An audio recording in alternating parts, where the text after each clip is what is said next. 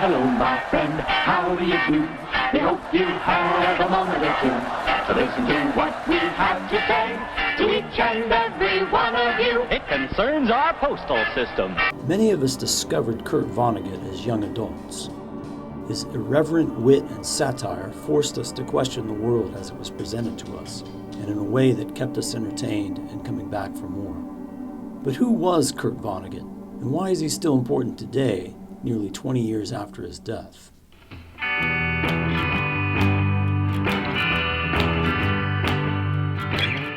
Kurt Vonnegut Jr. is arguably America's foremost counterculture novelist.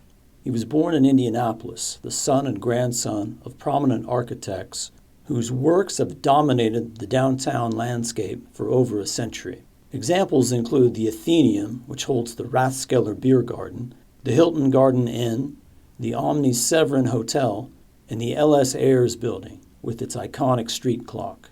The hereditary genius of the family was on full display when Kurt Vonnegut Sr. supervised the relocation and 90-degree rotation of a massive downtown building. The Vonneguts were German by ethnicity. The widespread effect of German mass immigration into the United States, though perhaps not widely known today, is manifest in Christmas-themed towns in the Midwest, like Frankenmuth, Michigan, and Santa Claus, Indiana, both settled by German immigrants. A persistent legend holds that in the 1790s, a resolution to make German the official language of the U.S. failed by only one vote. Vonnegut Jr. fought in World War II Europe, was captured, and made a POW by the Germans. He was a prisoner in Dresden when the Allied terror bombing struck in 1945.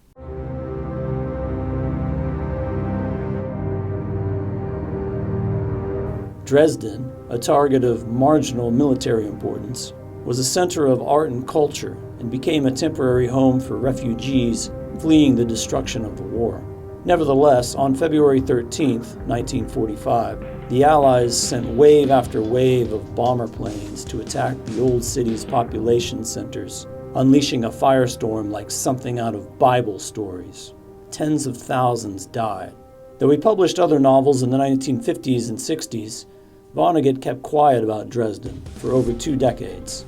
His 1969 release, SlaughterHouse 5, relates Vonnegut's real-life experiences in the doomed German city by way of the fictional main character, Billy Pilgrim. In moving uncontrollably forward and back on the temporal plane, Billy becomes unstuck in time. Vonnegut's book encountered censorship. 32 copies were ceremonially burned in a school furnace in North Dakota in 1973. Opponents cited the author's coarse and anti-religious language, but an important question half a century later is whether they were actually driven by an unstated or even an unconscious drive to ban anyone who dared to question our good and valiant war. In writing about the victors' actions over Dresden, Vonnegut held up a giant mirror. Many did not like what they saw and moved to shut it down.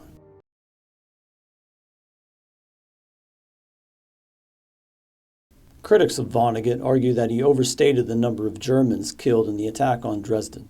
Vonnegut admitted that he took the number from The Destruction of Dresden, written by a best-selling English historian, who later faced his own battles against the forces of censorship. The death figure was accepted at the time, and later scholarship revised it downward. Those who, like Vonnegut, seek an honest assessment of the events of World War II should read about the post-war treatment of disarmed German POWs in open-air prison camps under General Eisenhower, as well as the forced expulsions of millions of ethnic Germans from their ancestral homelands outside of Germany.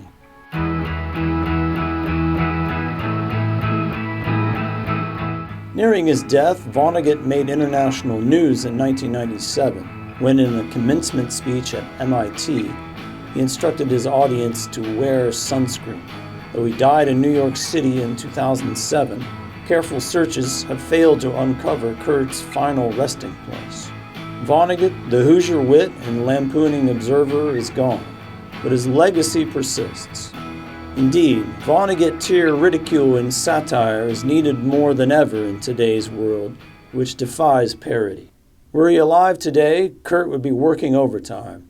Perhaps we need a children's crusade for a new era, with the spirit of Kurt Vonnegut goading us out of the darkness and into the light. Let me know in the comments below what your experience was like in discovering Kurt Vonnegut. If you liked the video, please click the thumbs up button and share it with your friends. It would really help as we continue to grow the channel. Here's another video I think you'll enjoy just as much.